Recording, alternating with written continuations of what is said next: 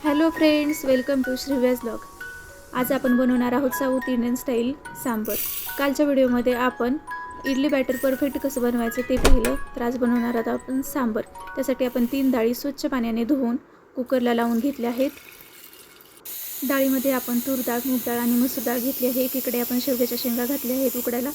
आता आपण साहित्य: जिरे, मोहरी, हळद, लाल तिखट, सांबर मसाला, मीठ, चिंच आणि गूळ एकत्र भिजत घातलेलं, हिंग, 3 ते 4 हिरव्या मिरच्या, कसुरी मेथी, 7 ते 8 कढीपत्त्याची पाने, कोथिंबीर, अर्धा भोपळा कट करून घेतलेला, एक मोठा कांदा कट करून घेतला आणि टोमॅटो. आपल्या डाळी छानपैकी शिजल्या आहेत. यामध्ये आपण घालून घेऊया शेवग्याच्या शेंगा उकडून घेतलेल्या. बनवूयात सांबर. पातेलं छान गरम झालं की तेल घालून घ्यायचं. तेल छान गरम झालं की मग आपण मोहरी घालून घेणार आहोत. मोहरी छान तडतडली की जिरे घालून घेऊयात.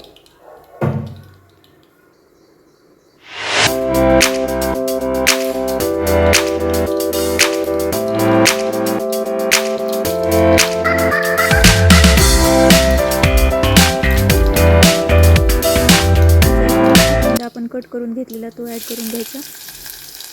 कांदा छान लाल होऊपर्यंत आपण हिरवी मिरची आणि अद्रकीचं पेस्ट बनवून घालणार आहोत कांद्यामध्ये सोबतच तळायला.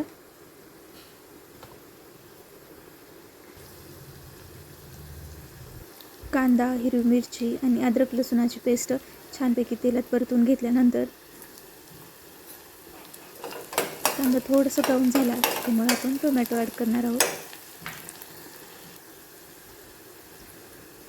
कांदा छान ब्राऊन झाले, आपण आता टोमॅटो ॲड करून घेऊयात.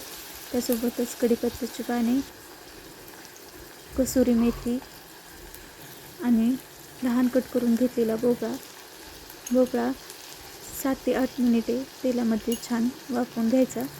थोडंसं मीठ टाकून वरती एक झाकण ठेवून आता सर्व भाज्या आपल्या तेलामध्ये छान शिजल्या गेल्या आहेत. आता आपण ॲड करूयात मसाले. सर्वप्रथम आपण ॲड करणार आहोत अर्धा चमचा हळद, त्यासोबतच घरगुती लाल तिखट 2 चमचे, तुम्ही तुमच्या आवडीप्रमाणे टाकू शकता. सांबर मसाला,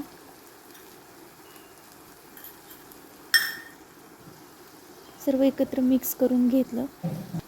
आता आपण ॲड करणार आहोत चिंच आणि गूळ भिजत घातलेलं पाणी.